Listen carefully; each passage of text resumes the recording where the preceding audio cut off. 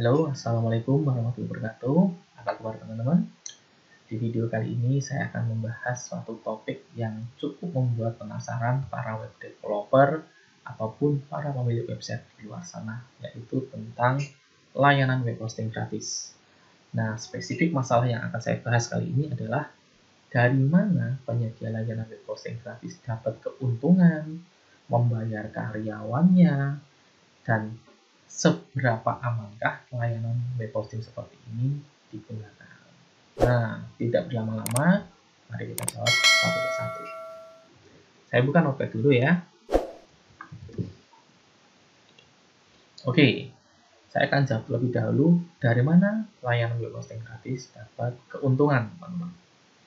Jadi, yang pertama, layanan web hosting seperti ini dapat keuntungan dari iklan. Kok dari iklan? Jadi iklan yang dimaksud di sini adalah iklan yang ditampilkan di website teman-teman yang dihosting di layanan web hosting gratis tersebut. Jadi ketika teman-teman mendaftar layanan ini, kemudian mengupload file website ke dalamnya, itu ada beberapa layanan web hosting gratis yang dia secara otomatis akan menampilkan iklan tertentu di bagian tertentu website teman-teman, entah itu di header atau di bawah footer kayak gitu. Nah, iklan ini tampil secara otomatis, jadi teman-teman nggak bisa nge-disable ataupun ngeblokir tampilan iklan yang ada karena itu bawaan dari sistem. Nah, jika website teman-teman itu punya banyak pengunjung dan para pengunjung ini ngeklik iklan tadi, maka si penyedia web hosting ini dapat keuntungan dari situ, dari klik iklan. Nah, biasanya iklan-iklan yang dipasang adalah iklan-iklan seperti AdSense contohnya. Atau beberapa layanan juga menggunakan iklan-iklan berupa link afiliasi yang mengarah ke produk berbayar lainnya. Entah itu sama-sama produk layanan hosting tapi versi premium mereka atau sponsor-sponsor mereka.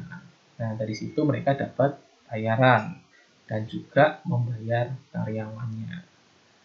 Jadi, teman-teman nggak bayar secara langsung gitu, tapi secara tidak langsung teman-teman mendatangkan visitor-visitor yang akan mengklik iklan tadi, kemudian menghasilkan uang bagi si penyedia layanan web hosting gratis ini. Itu yang pertama. Yang kedua, adalah si penyedia web hosting gratis ini benar-benar menyediakan hosting yang bisa digunakan secara gratis dan tanpa iklan. Tapi resource penggunaannya itu biasanya dibatasi, teman-teman. Jadi ketika nanti penggunaan resource website teman-teman itu tinggi ya, mungkin CPU-nya, mungkin memorinya, atau mungkin limit visitor tertentu seperti itu, maka websitenya mungkin akan error, akan down, atau menampilkan pesan-pesan tertentu seperti Anda harus upgrade ke paket yang lebih tinggi seperti itu.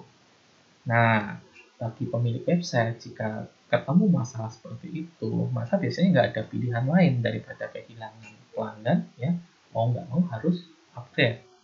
Nah, upgrade-nya inilah diarahkan ke upgrade paket yang berbayar kayak gitu. Nah, jadi si penyedia web hosting memang dia bersabar di awal ya. Dia memancing dengan layanan web hosting gratis. Nanti setelah teman-teman merasa nyaman di situ, merasa mendapatkan hasil dari situ, mendapatkan visitor dari situ, kemudian websitenya kepentok limit, barulah teman-teman membayar dengan cara upgrade. Itu cara yang kedua, yaitu dengan limit yang terbatas, kemudian upgrade ke premium kayak gitu. Hanya layanan web hosting gratis yang menggunakan metode ini untuk menjual layanannya. Jadi mereka berkorban di awal, tapi menuai hasilnya di belakang. Dan layanan 1 dan 2 ini ya fair-fair aja, kita pakainya gratis, gitu ya. Nah, yang ketiga ini sedikit agak berbahaya atau mungkin malah berbahaya, gitu ya, yaitu dari mengambil source code. Source code ya. Ya, ini layanan web hosting yang harus teman-teman jauhi ini. Gitu. Jadi ada layanan web hosting yang dia memberikan akses cPanel, unlimited disk space dan lain-lain. Pokoknya spesifikasinya itu kalian harus dibayar kayak gitu. Nah, nakalnya layanan web hosting dengan tipe ketiga ini ngambil keuntungan dari mengcopy dan mencuri source code website teman-teman, kemudian menjualnya melalui website penjualannya dia sendiri. Gitu. Misalkan teman-teman punya sebuah website marketplace, gitu ya, dengan sistem yang canggih. Nah, kalau disimpan di web hosting yang tipe 3 ini source code dari script website teman-teman itu bisa dicuri sama mereka. Source code-nya, database-nya itu bisa dicuri, kemudian dijual oleh mereka ke orang lain dengan melalui website penjualan source code yang banyak di luar sana ya. Itu makanya tidak heran jika di luar sana banyak orang-orang yang menjual source code website itu murah-murah. Misalkan source code marketplace hanya 500.000, source code website properti hanya sekian ratus ribu kayak gitu. Bahkan harganya itu sangat jauh dari harga development normal. Kayak gitu. Misalkan website marketplace itu normalnya ya itu bisa puluhan, belasan hingga ratusan juta mungkin seperti itu. Tapi teman-teman bisa dapat hanya dengan puluhan hingga ratusan ribu doang. Nah itu perlu diwaspadai kayak gitu. Nah kalau teman-teman ketemu yang lain yang ketiga ini ya, ini jangan coba-coba digunakan karena ini akan merugikan teman-teman sendiri ya. Itu bagaimana si penyedia layanan web hosting dapat keuntungan ya. Nah, amankah layanan-layanan seperti ini? Ya, bisa iya, bisa tidak. Nah, saya akan jawab satu persatu. Aman atau enggak?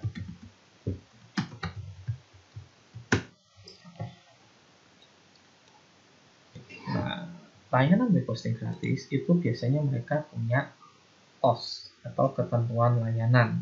Ya, yang pertama biasanya mensyaratkan visitor.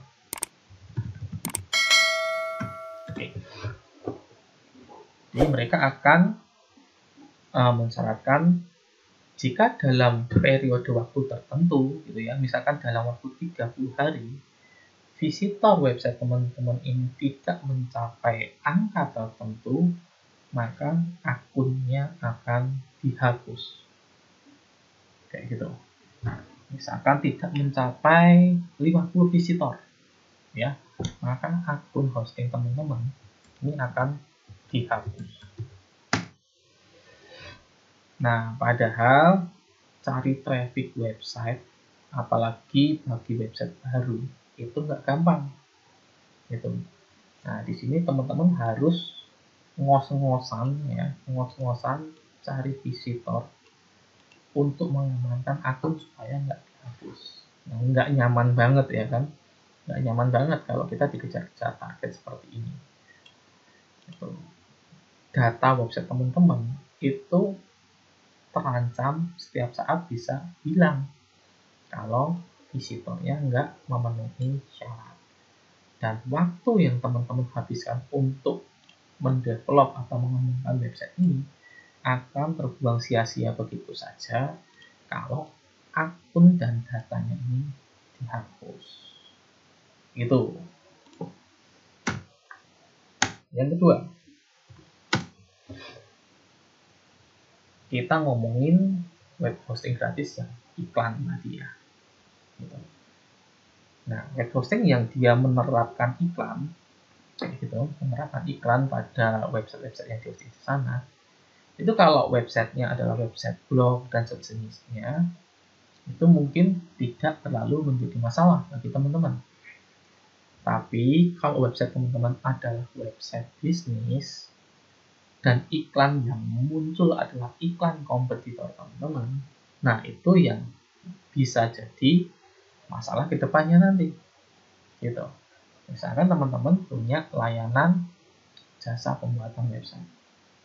Gitu. Kemudian iklan yang muncul di situ adalah layanan jasa pembuatan website juga, tapi punya kompetitor. Nah, pelanggan yang datang ke website teman-teman bisa jadi akan tertarik oleh iklan itu tadi dan akhirnya justru pakai layanan tadi yang ada di iklan daripada layanan teman-teman. Nah, di sini artinya teman-teman kehilangan prospek calon pelanggan hanya gara-gara iklan. Gitu. Jadi kalau untuk website bisnis ini agak beresiko karena bisa jadi iklan yang muncul adalah iklan kompetitor teman-teman. Misalkan jualan toko online, ternyata iklan yang muncul adalah iklan kompetitor atau iklan marketplace yang harganya lebih murah dari produk yang teman-teman jual, ya si pelanggan bisa kabur kayak gitu. Udah susah-susah datangin traffic, pelanggannya malah kabur beli di penjualan. Nah itu agak merepotkan ya. Kemudian yang ketiga, ya, yang ketiga limit terbatas tadi ya. Nah, kalau yang limit terbatas ini ya mengganggunya nanti ketika traffic teman-teman tuh tinggi, gitu.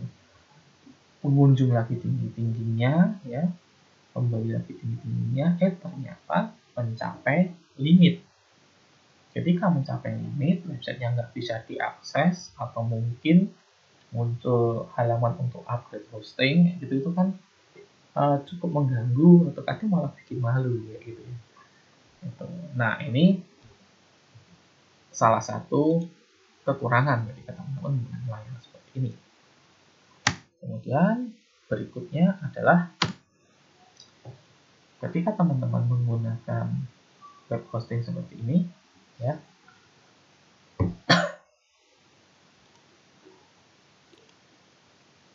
hati-hati dengan tipe yang ketiga tadi, yang dia modelnya ngambil source code. Jadi saya ingetin lagi, kalau source code diambil, ya teman-teman bisa rugi. Data hilang, ya, dicuri dan dijual orang lain. Seperti itu. Oke, berikutnya yang kelima adalah support, teman-teman. Nah, layanan web hosting gratis biasanya memiliki kelemahan di support, di mana supportnya itu mungkin hanya dilayani lewat email atau lewat tiket. Sangat jarang layanan web hosting gratis menyediakan support lewat live chat atau lewat WhatsApp, karena memang layanannya aja gratis, ngapain harus repot-repot kasih support kayak gitu. Nah ini akan menyulitkan bagi teman-teman yang benar-benar masih pemula dalam hal perwebsitean, dalam hal permasalahan teknis pada website seperti itu. Karena ketika terjadi error, itu perlayanannya itu relatif lebih lambat, ya, atau mungkin kadang jawabnya lama, gitu. Gitu. Jadi siap-siap aja teman-teman harus tahu ilmu memperbaiki sendiri kalau pakai layanan seperti ini, karena kita nggak bisa bergantung sepenuhnya ya ke support yang diberikan. Kemudian berikutnya bisa kehilangan data kapan saja, nah, dan tanpa garansi. Oke. Jadi yang keenam adalah teman-teman bisa kehilangan data kapan saja, karena yang namanya web hosting gratis nggak ada kewajiban yang mengikat antara pembeli layanan dengan teman-teman selaku pengguna.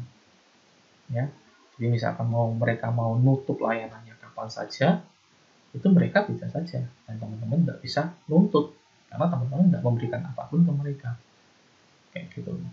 Misalkan datanya hilang, ya teman-teman juga nggak bisa nuntut karena mereka hanya menyediakan layanan itu gratis semampu mereka. Nggak ada ikatan mereka, nggak ada kewajiban mereka untuk menyelamatkan data teman-teman. Ya, ada web hosting yang seperti itu juga. Dan ya kalau teman-teman punya website yang sudah berkembang, sudah menghasilkan penjualan, trafficnya gede, tahu-tahu websitenya hilang, itu ya tentu akan sangat merugikan dan ya bikin nyesek lah, seperti itu. Gitu. Jadi itu beberapa kelemahan-kelemahan, ya, kelemahan-kelemahan yang mungkin nanti akan teman-teman hadapi ketika menggunakan web hosting gratis. Untungnya teman-teman bisa menggunakan layanan tersebut gratis, tapi kerugiannya tidak ada garansi, tidak ada jaminan, tidak ada support yang maksimal ketika teman-teman menggunakan layanan tersebut. Nah, sarannya gimana? Perlu pakai atau enggak? Ya, biasanya ada yang tanya gitu. Terus gimana nih? Saran. Nah, saran saya, kalau teman-teman mau pakai layanan web hosting gratis, ini jangan digunakan untuk kepentingan yang serius. Untuk website bisnis teman-teman, untuk website blog yang menghasilkan seperti AdSense, atau bahkan untuk websitenya klien yang berbayar. Nah, itu hindari, ya, hindari web hosting gratis untuk hal-hal seperti itu. Karena kalau terjadi sesuatu pada data website teman-teman nggak bisa ngeklaim garansi, nggak bisa minta pertanggungjawaban apapun. Seperti itu. Yang kedua, gunakan untuk web service, ya. Yang kedua, gunakan layanan web hosting gratis ini hanya untuk testing saja, ya, untuk testing script atau mungkin belajar membuat website pemula kayak gitu. Ini masih layak dipergunakan teman-teman, karena di situ biasanya nggak memuat data-data yang penting-penting banget, hanya data-data testing seperti itu, atau hanya sekedar nyoba-nyoba fitur kayak gitu. Gunakan untuk belajar saja. Kemudian yang ketiga, ya, ketika teman-teman menggunakan web hosting gratis, ya, itu tetap pilih layanan. Jangan sampai teman-teman ketemu yang tipe 3 ini, yang tipenya ngambil source code gitu. Jangan hanya karena tergiur itu gratis, kata-kata sellernya itu cukup menjanjikan gitu, lalu terlena dan akhirnya pakai layanan itu. Kalau skripnya adalah skrip yang mahal gitu ya, teman-teman beli, nah saran saya jangan pakai sembarang layanan web hosting gratis. Ya, walaupun gratis tetap pilih yang terpercaya gitu ya. Jangan asal gratis. Mentang-mentang gratis terus asal-asalan, nah itu juga tidak baik. Kayak gitu teman-teman. Oke, mungkin seperti itu saja penjelasan saya ya tentang web hosting gratis ini. Jadi bagaimana layanan ini mendapatkan keuntungan ya, tadi saya sudah jelasin. Mereka dapat dari iklan, mereka dapat dari upgrade paket ya, atau yang nakal ya jualan source code kliennya. Nah, ini parah ini ya. Nah, soal aman atau enggaknya tadi ya, itu syarat visitor ini perlu teman-teman perhatikan ya. Jangan sampai tahu-tahu websitenya hilang gitu ya. Tuh, jenis websitenya teman-teman pertimbangkan, limitnya tadi teman-teman cek juga, kemudian resiko data hilang dan lain-lain juga dipertimbangkan. Kalau datanya penting atau developernya secara online, ya jangan coba-coba pakai yang ini. Nanti kalau hilang, repot teman. Seperti itu. Oke, semoga bisa menjawab rasa penasaran dan semoga bisa memberikan pemahaman baru bagi teman-teman yang mungkin cari web hosting dengan budget yang murah atau gratis gitu ya. Itu bisa jadi pertimbangan nih. Oh, resikonya kayak gini. Gitu. Nah, teman-teman berani pakai atau enggak? Oke, itu saya kembalikan ke teman-teman lagi. Terima kasih. Demikian isi dari video kali ini. Semoga bermanfaat bagi teman-teman dan silahkan subscribe jika teman-teman merasa apa yang saya sampaikan ini bermanfaat dan ingin mendapatkan update video-video saya berikutnya. Oke, terima kasih. Wassalamualaikum warahmatullahi wabarakatuh.